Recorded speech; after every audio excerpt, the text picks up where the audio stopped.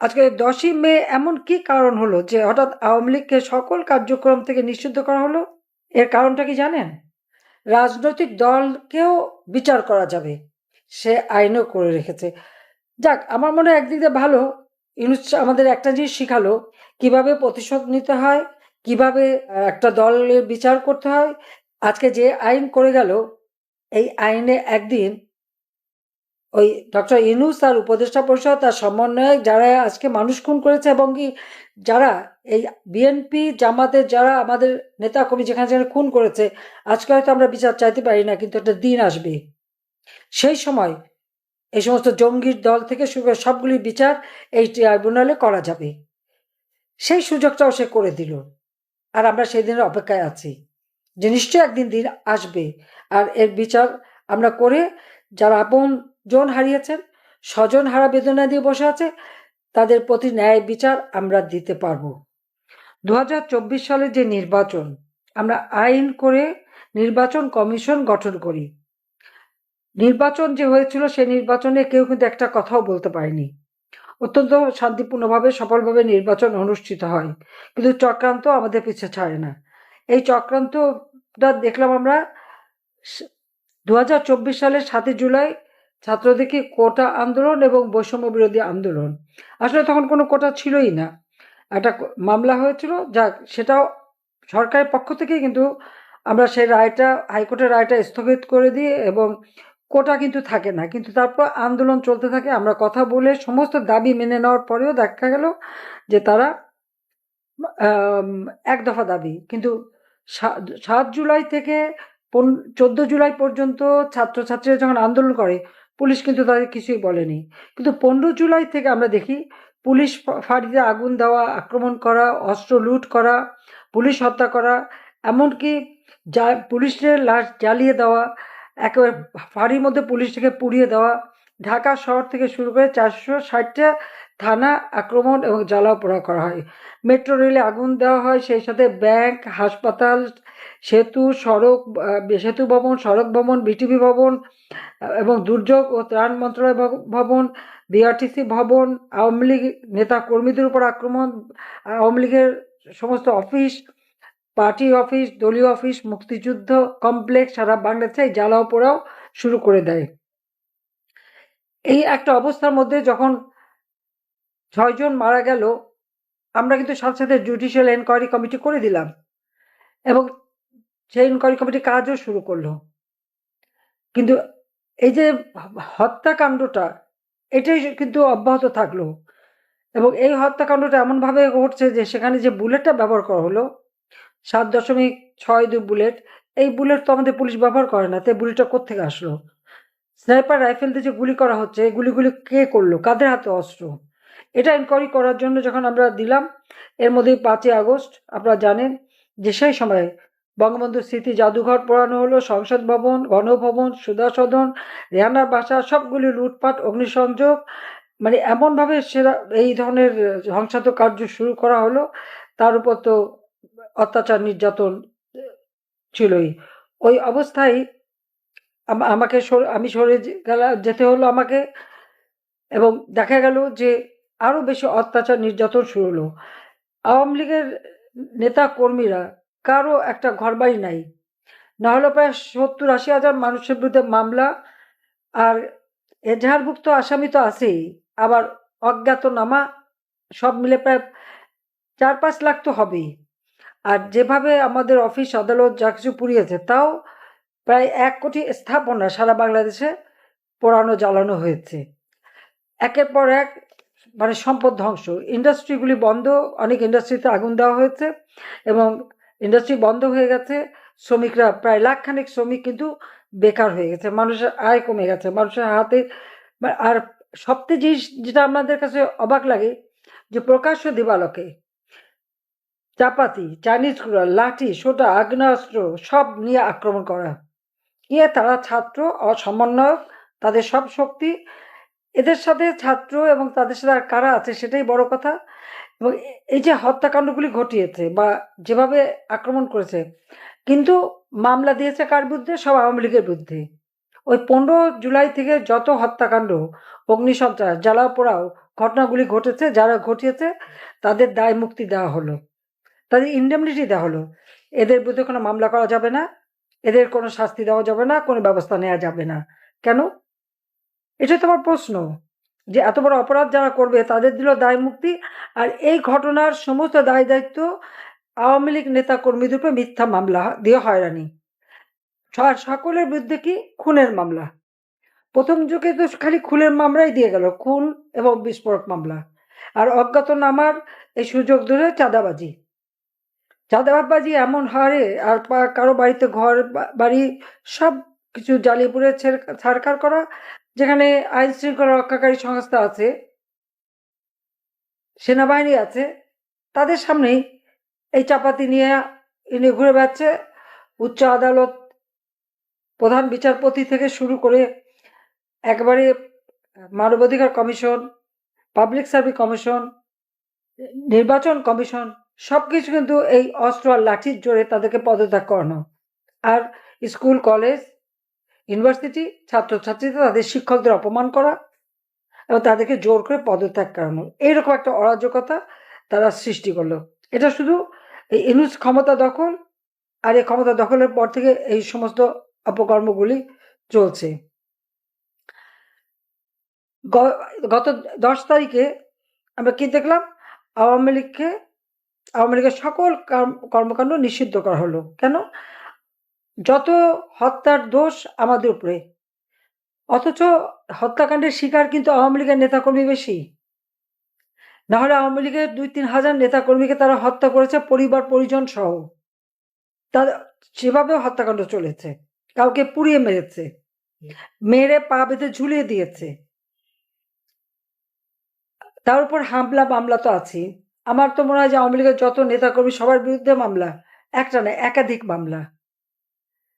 এই মামলা শুধু আওয়ামী লীগের নেতাকর্মীর উপরে না, সাংবাদিকদের উপর মামলা, পুলিশ তো আছেই, এমনকি সেনাবাহিনীর উচ্চপদস্থ কর্মচারী বা যারা উচ্চপদস্থ অফিসার, অবসরপ্রাপ্ত বা কর্মরত কেউ বাদ দেয়নি, তাদের উপরে এরকম মামলা, তাদের পাসপোর্ট নিয়ে যাওয়া, তাদের উপরে জুলুম অত্যাচার। কোনো শ্রেণী পেশার লোকই বাদ যায়নি। সংখ্যালঘু সম্প্রদায়, হিন্দু, বৌদ্ধ, খ্রিস্টান, কোনো সম্প্রদায় কিন্তু বাদ যায়নি। তাদের ধর্মীয় প্রতিষ্ঠানগুলি ধ্বংস করা, তাদের উপরে আক্রমণ, বাড়ি বাড়ি যাওয়া, লুটপাট করা, এবং হিন্দু বাড়িগুলিতে যেহেতু লুটপাট, মেয়েদের উপরে পাশবিক অত্যাচার, এবং শিশু নারী প্রতিদিনই ধর্ষিত হচ্ছে। কোনো নালিশ করতে পারবে না, মামলা করতে পারবে না, বিচার চাইতে পারবে না। এই অবস্থা চরমভাবে চলছে। এর দায় দায়িত্ব কার? কই আওয়ামী লীগের আমলে তো এরকম ছিল না। আমরা তো আইন শৃঙ্খলা নিয়ন্ত্রণে রেখেছি, মানুষের জীবনের শান্তি নিরাপত্তা দিয়েছি। তা আমাদের অপরাধটা কি ছিল? আজকে চক্রান্ত করে, ষড়যন্ত্র করে, অস্ত্রধারীদের দ্বারা, সন্ত্রাসীর দ্বারা এবং জঙ্গিদের দ্বারা এই ডক্টর ইউনূস ক্ষমতা দখল করেছে। তার ক্ষমতার শক্তি তো হচ্ছে সন্ত্রাসী বাহিনী, যারা আন্তর্জাতিকভাবে যাদেরকে স্বীকৃতি দেওয়া হয় না, যাদেরকে ব্যান করে দেওয়া হয়েছে, তারাই বাংলাদেশে এখন ক্ষমতায়, এবং তারা প্রকাশ্য দিবসকে অস্ত্র নিয়েও ঘোরে, এবং এখানে কারো কিছু বলার নাই, কোনো বিচার নাই, আচার নাই। এরকম একটা অবস্থার মধ্যে দেশ চলে যাচ্ছে। সেই অবস্থা হঠাৎ আমাদের উপর আরো জুলুম। কি? আওয়ামী লীগের সমস্ত কর্মকাণ্ড নিষিদ্ধ, এবং আমরা নাকি সব খুন করে ফেলেছি।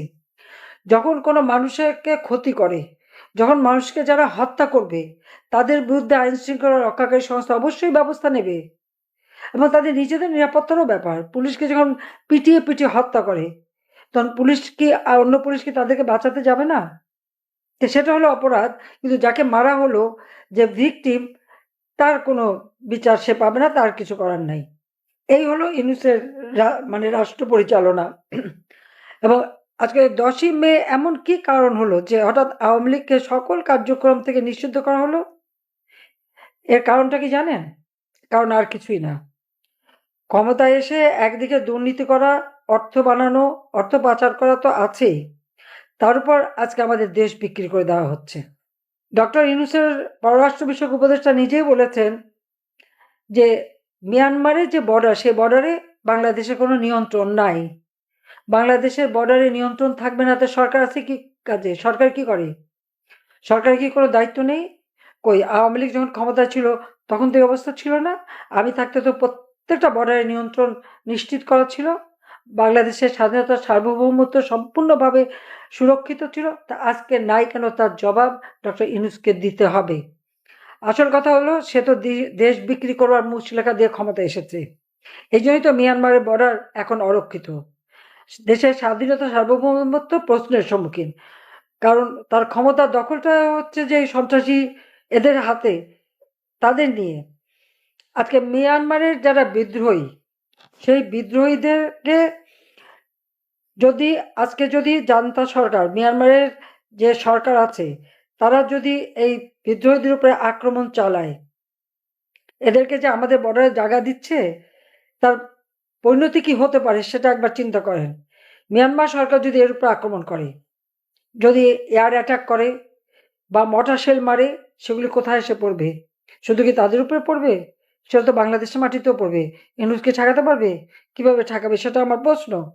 অর্থাৎ বাংলাদেশের মানুষকে বা দেশটাকেই সে মনে হয় যেন তার একটা রণক্ষেত্র বানিয়ে রেখেছে। যত শক্তি প্রয়োগ করছে সাধারণ মানুষের উপর আর আওয়ামী লীগ নেতাকর্মীর উপর। আর এখানে দেশের স্বাধীনতা সার্বভৌমত্ব রক্ষার কোনো চেষ্টাই তার নাই। দেশটাকে বিক্রি করে দিয়ে আজকে দেশের মানুষের জীবন মান সব অনিশ্চয়তার দিকে ঠেলে দিচ্ছে।